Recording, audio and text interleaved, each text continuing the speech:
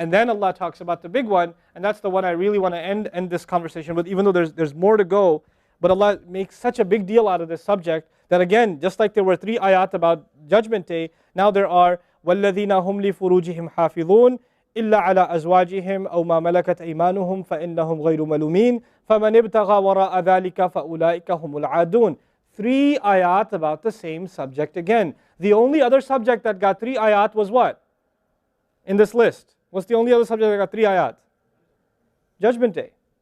Judgment Day and punishment. This is the next subject that gets 3 ayat. And you know what the subject is? Shamelessness. People who guard their privates. We live in the ultimately shameless world today. The world in which streaming videos off of any website are available on your mobile device. The age in which the pornography industry is a multi-trillion-dollar industry. The point of which, the agenda of which is to make sure every one of you is a consumer of filth in one way or another. That every man, woman, and child is exposed to this stuff, and they're hoping you are, so you become addicted to it, so you become yet another consumer. This is the gift of pornography to society. It's creating people, turning people into animals and perverts. And some of you, unfortunately, have that addiction. And you're watching this stuff online. And you're watching it and saving it on your apps and your mobile devices. And you don't feel bad about it anymore. You've justified it to yourself. And you feel bad about it once in a while, but you go back to it. And as a result, you think, oh, well, at least I'm not hurting anybody. At least I'm not doing it to anybody else. I'm just watching this stuff. It's okay. But you know what's happening to you? Inside, your soul is being just gutted. You have no soul left inside of you. So your prayers are empty and you can't even shed a tear in your salat because your heart is so devoid of the fear of Allah because of the filth you've been watching all this time. It's turned you from a human being into an animal. So you can't even look. A woman passes by and you look. You see a piece of flesh walking by. You don't see a human being walking by that deserves respect. You check everybody out and everything out. You're constantly gawking and staring. You have a hard time putting your eyes down. When you're on the subway, when you're on campus, when you're at work, you're walking down the street, you just can't help it. You see a billboard, you take a second look, you see a third look. You don't miss any opportunity to just to violate your soul with your eyes. You're addicted completely. And then you say, brother, how do I get khushu' and salat? What world are you living in? What world are you living in? Ayyuhal ikhwa, my brothers, specifically my brothers. And I know some sisters have this issue too. It's a sad reality. This is a war. This is a war. This is more dangerous than any military war. This is the war that's destroying our souls. It's making its way into our homes. It's making its way, if I want to protect my children from this stuff as much as possible. But when my child goes to school, and it doesn't matter if it's Islamic school, there's a very high statistical likelihood that someone, a friend, with their iPod, with their mobile device, will say, hey, look at this. It's a very realistic, a thing nowadays. It's not far-fetched. And so I have to prepare my children for the filthy world that they're going to be brought up in. And there's no escape from this stuff anymore. There isn't. It's everywhere. It is everywhere. You have Islamic lectures followed up by, those YouTube puts those follow-up clips, and something will be filthy. Something will have to be filthy. And I don't think that's by accident. I'm not much of a conspiracy theorist, but I don't think that stuff is an accident.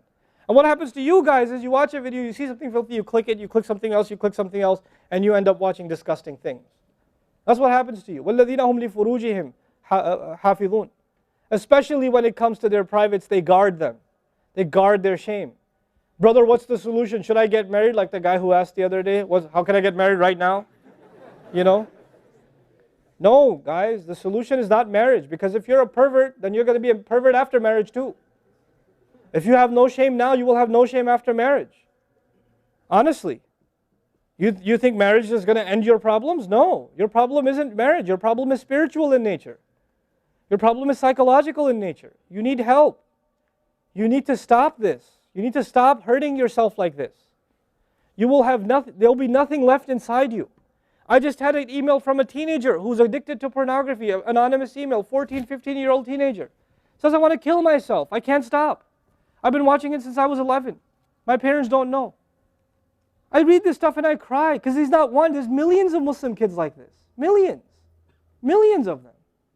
We have to help these people. We have to do whatever we can. And we don't have the trillions of dollars of advertising to counter that.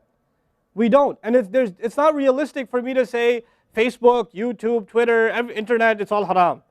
It's not realistic because it's a reality. It's as common as oxygen now. The only thing we can do is have a mature conversation about this and teach our youth to deal with this and navigate this and not fall into it.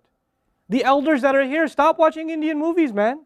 Why are you sitting in a lecture talking about salat and the importance of salat and you don't guard your shame? Mother and daughter and husband and wife and sister sitting together watching whatever? God, come on.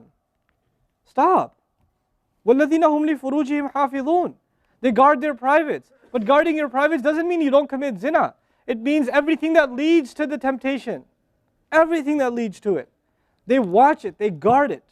They know it's under attack. They know that their shame is under attack. They realize that their weakness is their urges. Those urges that Allah put inside of us that are so strong. Allah put them there for a reason. He did. And every one of you have them. You don't have to, I don't have to have a dalil for you to have them. I know. The guys that are here. You all suffer that challenge every single day of your life. Especially in a city like this one. At least in Texas we're a little more conservative. Not that much more, but a little more. You know? At least in some towns they don't allow for filthy billboards and things like that. They actually don't even allow the billboards. You know? But that's changing soon because, capitalism wins in the end. Right? But you guys are living in the city where you're exposed to everything and anything. Everything and anything. And you have to really go out of your way to guard yourselves. This passage is not about high goals. This is about the bare minimum. I told you that, right? This is the bare minimum, folks. The bare minimum is we guard ourselves from shamelessness. We wage a war within ourselves against that tendency. And I know some of you have tried to quit before and you go back. And you've tried to quit before and you go back again. And you go back again. And you keep falling into that trap. I know some of you have done that. And you're struggling with it. But don't give up on yourself. Don't give up on yourself. And whatever it takes, if you just don't be alone. Don't be by yourself. Be with good friends. Be outside. Study somewhere else. Go to the library and study. Go somewhere where other people are around. Because when you're by yourself, shaitan gets you. And if the fear of Allah isn't enough for you, at least the fear of other people will work for you. At least something's better than nothing. For those, I've said this in other talks before, for the parents here, if you have a computer in the house, please don't make it a laptop. Have a desktop in the house with a really big monitor. Get the biggest monitor you can find. Honest to God, and make sure your computer is in the kitchen or in the dining room. Don't put it in the living room. Don't put it in the kids' room. Don't put it in your bedroom. Put it in the dining room, facing the public. You want to do homework, do it over there. Though you can't move the monitor this way or that way. It's facing everybody. That's how you should have it. This stuff, we have to take these precautions. Don't give your 11-year-old a smartphone. What were you thinking? That's not very smart. Don't give them a smartphone. Why am I seeing kids in Islamic school, 5th graders, with iPhones? iPhone 5s. I don't have an iPhone 5. Why do you have an iPhone 5? With 4G, you know how dangerous that stuff is? وَالَّذِينَ هُمْ لِفُرُوجِهِمْ حَافِظُونَ إِلَّا عَلَىٰ أَزْوَاجِهِمْ except upon their spouses أَوْ مَا مَلَكَتْ أَيْمَانُهُمْ فَإِنَّهُمْ غَيْرُ مَلُومِينَ or what their right hands possess, then they're not to be blamed. Allah says we have these urges and we can execute those urges, we can release those urges, but to the halal spouse, to the spouse, our spouses. But outside of that, we can't. And by the way, when people get addicted to this sort of thing, and they get accustomed to it, or they get over and overly exposed to it, they have miserable marriages. And marriages start falling apart. They have this virtual idea of what pleasure means, and they don't find pleasure in their spouse anymore. And there's great fitna that comes into the family. It destroys homes, Muslim homes. That's what's happening in our world today. Allah talks about the people who make salah, and He says, I'm describing the people who make salah because this is the mawsuf, al-musallin, then alladhina, all the alladhinas, all the asma' mawsula here are the wasf, the sifa of it, which means the people of salah are the people who protect their shame, are the people who fear judgment day, are the people who, they are constant in their prayers. These are the people. فَمَنِ ابْتَغَى وَرَاءَ ذَلِكَ فَأُولَٰئِكَ هُمُ الْعَادُونَ. The people who pursue anything beyond that, then they are the ones engaged in aggression. This is an act of aggression. You know when adu is mentioned, or adi, adin from adu, from ada ya'du, right? Al-adun. Al-adawa in Arabic means animosity. Allah says, whoever pursues their urges to be fulfilled outside of the halal, outside of the marriage, whoever pursues that, then they are engaged in an act of aggression. The question is, aggression against who? Because when you say enemy, then you have to say enemy of who?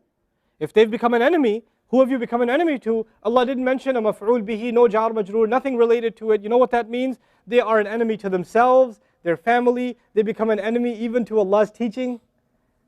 You know, these are the kinds of people. The most important asset you and I have is our hearts. And this shamelessness destroys the hearts. It destroys it. The most precious thing you and I have to preserve is our iman. And these filthy images is destroying your iman. They're tearing your iman apart. Don't let it happen to you. Do not let it happen to you. And I can only talk about this. I can't stop you from doing anything. And nobody else can. You will have to police yourself. You will have to control yourself. You'll have to make the decision, is my iman important enough? Is my salat important enough? You know? Or should I just carry on and pretend? You know what I told you about jazur, right? When you come across evil, you just don't want to deal with it. You just ignore it. There's a lot of people like that. They hear this stuff and they don't deal with it. They just ignore it. And you're jazur. Then you're not from the musallin. Illa al-musallin. If you don't be from the people of jazur, from the jazureen. Don't be from them. The people who just leave it. They don't even deal with their problem. They run from it. And they cave in every time. And they're reactionary. And that's the beautiful thing about the beginning of this passage. Halua, reactionary. Usually we react to temptation. You react to an image and it leads you to a site, which leads you to something else, which leads you to something else. You're constantly reacting to things. You're supposed to learn to have the right reaction, and the right reaction comes when we become people of salah.